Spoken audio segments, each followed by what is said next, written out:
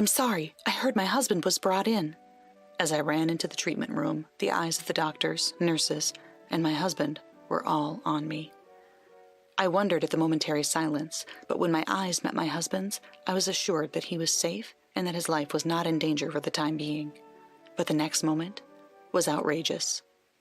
My name is Tanya. I'm a 30-year-old nurse. My husband, Steve, is 2 years older than me and a government employee. Unlike my previous boyfriends, I was attracted to him because of his seriousness. I don't know if it's because of my profession as a nurse or my nature, but I don't have a hard time serving others, and I am happy when people depend on me. Hence, helping out my boyfriend, lending him money, and such things were a daily occurrence. Even though I knew in my head that I shouldn't do it, I would do it when I was asked to. Many of my fellow nurses are like that, and relationships are always a topic of our conversations. But then, a turning point came for me. I met my husband at a blind date with fellow nurses. He seemed quiet and serious. He was the type of guy I had never been around before, and I was attracted to him from the start. Other girls said he looked too serious or plain, and there were no rivals. We exchanged contact information after a strong push from me. I was also the one who asked him to go out with me. The relationship lasted 3 years. It's been a smooth relationship, with no conflict or betrayals.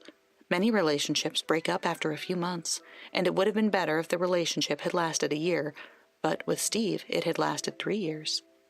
I said to him, "Well, things are going to continue to go well. Shall we get married?" He proposed to me, and we got married. My husband had little dating experience, and his hobbies were reading and playing games at home. He was someone who rarely went out, but he was a bookworm and never ran out of topics to talk about. He's not a fan of the outdoors, but he seems to have a lot of gaming buddies, and we often play games while talking online. He says that since he started dating me, he has had more opportunities to go out. He was interested in it just because he didn't have anyone to go to, and he enjoys it wherever we go. My in-laws are a bit far away, about a 2-hour drive. I have the impression that my in-laws are gentle people, but Steve is the youngest of 3 siblings, and his in-laws are quite elderly, so we don't get to see them often. After meeting them at the wedding and the wedding ceremony, we only went to greet them once, at New Year's. We exchanged mid-year and year-end gifts, and I do call them, but I work nights, so our hours don't match, and I don't get a chance to talk to them very often. My husband and I go out somewhere when our days off coincide, and we do our share of the household chores. I thought we were doing well. However, it was about 3 months ago that I sensed something was wrong with my husband. When I came home after work, he was asleep on the sofa. A beer can was lying on the table. "You'll catch a cold," I said to him. He looked at me sleepily, rubbing his eyes. "Isn't it unusual for you to be sleeping here and drinking beer?" I asked. "I was at an online drinking party with my gaming buddies.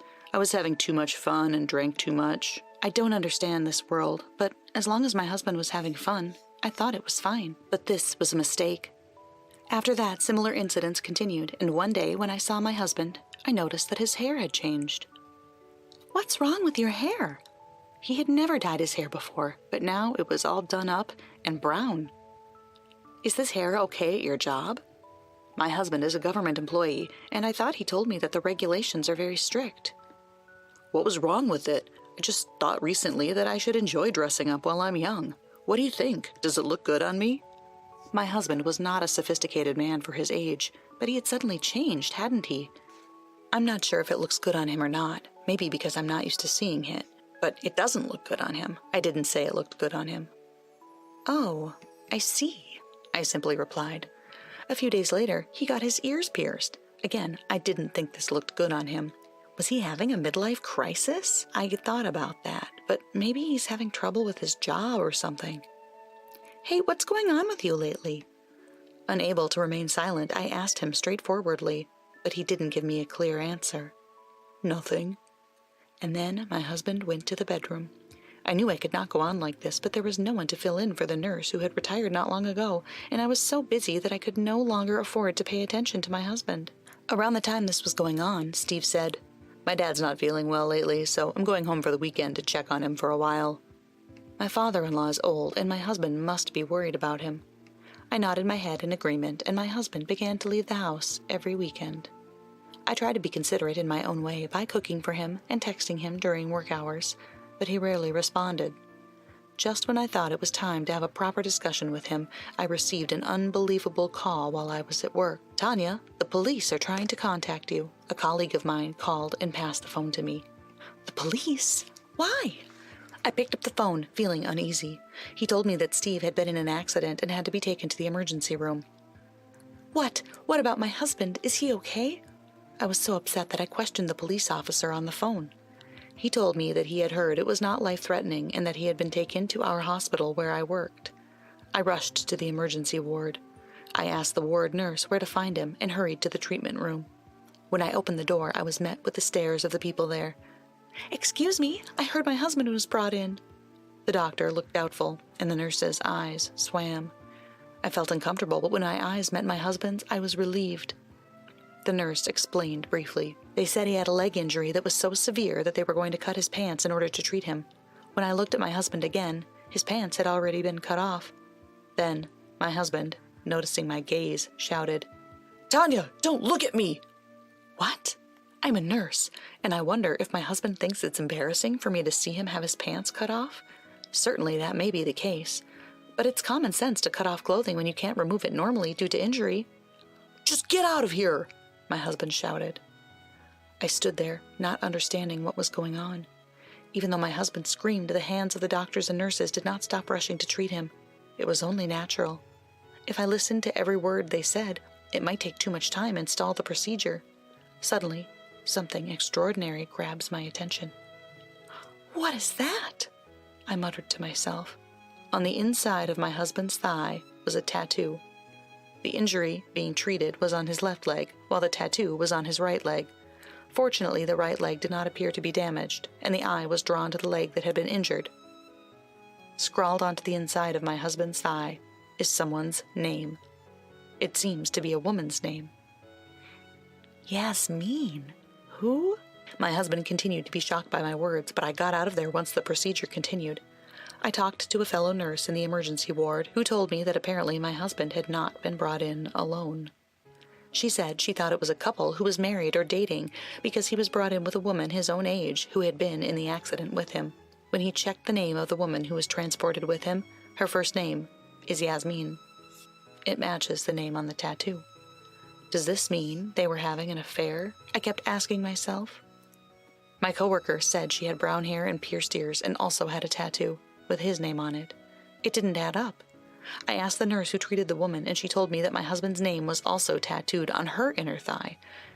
I think it's safe to say they are having an affair. But what kind of nerve does a woman have to have the name of her cheating partner tattooed on her body? I could only think that she must be unstable. As I was thinking this, I remembered the call from the police. The police first called my mother and father-in-law's house, but my in-laws cannot drive, so they asked where I worked and called me. This means that my in-laws must be worried. So I called their house, and my father-in-law answered, "Is Steve going to be all right?" He was worried, so I told him that Steve had been in an accident and had been taken to the hospital, but was not in life-threatening condition. My father-in-law's voice told me he was clearly relieved. So I asked him, "By the way, Dad, have you been feeling better?" My father-in-law said he had no idea what I was talking about. I clarified, "Because Steve said you were not feeling well and he's been gone every weekend. He said he was taking care of you." I had no idea. It was all a lie. I was relieved to hear that my father-in-law was in good health and that there was nothing wrong with him during his recent medical checkup, but the problem was, where was my husband going? If it wasn't to my in-laws' house, then it must have been to the place where he was having the affair. But I had no proof. After finishing my working hours, I went home without seeing my husband, who was admitted overnight for treatment. I went home and began to go through my husband's belongings, thoroughly examining them. The evidence was easy to find. I found photos of him with this woman, hotel receipts, and even an email confirmation for reservations to a romantic resort. According to the schedule, they must have had this accident on the way home from the resort. The accident was a car crash on a mountain road. No one else was injured, and neither Steve nor this Yasmin woman appeared to be in life-threatening condition. However, since Steve had injured his leg, and it might be difficult for him to walk properly for a while, normally I should be worried about him as a wife. But I don't have that feeling anymore. I couldn't believe he lied about visiting his parents, saying he was worried about them. much less was lying to cover up an affair with another woman. I wondered if Steve's recent strange behavior, such as dyeing his hair and getting his ears pierced, was due to the influence of this woman. I told a fellow nurse and asked her to refer me to a lawyer who was good at divorce matters. The next day, I headed to the hospital room with my husband's belongings. My husband seemed to have hit his head and was so confused that he could not remember what had happened in the treatment room yesterday. Honestly, I didn't even care about the truth anymore. I left the hospital room without even having a conversation with him because I had a shift to get to. When I finished work, I went to see my lawyer and told him what happened. He told me that with that much evidence, I would have enough to sue. I just wanted to get a divorce as soon as possible. I couldn't have that man come out of the hospital and live in the same space. I felt so betrayed by my husband that my anger outweighed my sadness. From there, I found a new place to live and moved out on my own. Only my husband's belongings remain in the house. I planned to be patient until the day my husband was discharged from the hospital. I thought about divorcing him while he was in the hospital, but he is in the hospital where I work, so it would be troublesome if something happened to him there. Then, we could get a divorce when he gets out of the hospital. I drove to pick my husband up from the hospital. I have to make a quick stop. Please come with me. He looked at me strangely, but nodded. I headed for a family restaurant near our house. When I entered the restaurant with my husband, the lawyer was waiting for us. My husband looked at me as if he didn't understand what was going on, but I guess he was tired of standing on a leg that was not fully healed yet. He sat down quietly, and I thrust the divorce papers at him. "Divorce? Why?" my husband shouted in a crazy voice. I seethed in my anger silently for a moment. "What do you mean, why? You had an affair. You even had your accident on your romantic trip. The evidence of your affair was found in our own home. What do you think you're doing? Besides, you lied about your father not feeling well. You lied about going to your parents' house to see this woman." My husband's face turned pale. "You think I am naive? Yasmin, the woman you were having an affair with, is out of the hospital. I heard that her injuries were less severe than yours. I can't believe she was brought to the hospital where I work." I smiled wryly, and my husband's face turned even paler. "You will pay for the anguish you've caused me." I handed him the divorce papers and a pen. My husband did not take the pen. "Is it only your leg that's injured, or have you lost the use of your hand as well?" I sarcastically said to him, and he finally picked up the pen. But he wouldn't sign. He only stared at the paper. "Why don't you sign it? Are you scared at the idea of starting over? You think this was just some game?" My husband froze, as if I had hit the nail on the head. I gave him a cold stare. "You're kidding, right? I can't be with my husband with the cheater's name tattooed right on his body." He looked at me in surprise. What? What are you talking about?" He may have been trying to deceive me, but I was unmoved. "You really don't remember? I was there when you were rushed to the emergency room. You were yelling at me not to look." Then my husband's face changed color. "Sound familiar? I saw the tattoo on the inside of your thigh, too. But what kind of a man tattoos his mistress's name on his body? Even if we didn't get divorced, do you think you can hide it from me?" My husband was slack-jawed. "No, that's not it," he said. I could only sigh at the sight of my husband. "Dyed hair, pierced ears, and tattoos, and with the name of the person you cheated on your wife with? At least do it after you get divorced." While Steve was in the hospital, I actually met Yasmin face to face. I didn't go out of my way to see her or anything. We just bumped into one another. She was lost in the hospital, looking for the gift shop, and she asked me for directions. "The gift shop is just around the corner. Oh, and you're Yasmin, right?"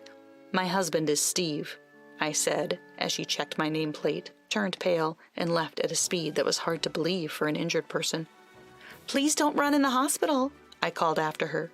I think she was more embarrassed than I was. She probably heard from Steve that I worked here, but she probably never thought she would run into me at such a big hospital. Quite the stroke of luck. Seeing how my husband said he would rather start over with me than with someone he was supposedly loved enough to get a tattoo, I asked my Steve if he had been dumped by Yasmin. Steve didn't think I would ever find out, and apparently would rather suffer and stay married to me rather than have me file for alimony. I can't believe he thought he wouldn't get caught with her name tattooed on his body, and breaking up with him wouldn't erase the fact that he cheated on her, though. Nurses have a high rate of attracting the wrong kind of men. I'd been the same way, but when I married Steve, I thought he was a serious man and that he wouldn't betray me. And then He was stupid enough to get a tattoo of the person he cheated on me with, which is the worst thing ever. I'm so blind. I'll leave the rest to the attorneys, and I hope I never see him again." The lawyer looked at me and nodded. "I've moved out, so you'll have to get a cab or whatever to get home on your own. Bye." My husband looked at me with a pitiful face, his mouth agape. He would probably be crippled until his leg wound healed, but he deserved it. After that, I was divorced without incident. I also got alimony. Thanks to that, Steve was left broke and bankrupt. To his surprise, he found out that Yasmin was married to a colleague from his office, and they had actually found out by chance that he and her husband were online game buddies. Of course, Yasmin's husband filed a claim for alimony against her as well. I heard that Steve had to quit his job, and the rumors just keep on spreading. But I got the alimony paid, and I don't care if Steve quits his job or not. After the divorce was finalized, my former in-laws contacted me, but they were furious when I politely explained the situation. They apologized to me and said they would never let Steve hurt me again. This time, the word spread among my fellow nurses, but they all laughed it off, and I am still laughing my way through it. Now, I live alone, and I'm free to do whatever I want.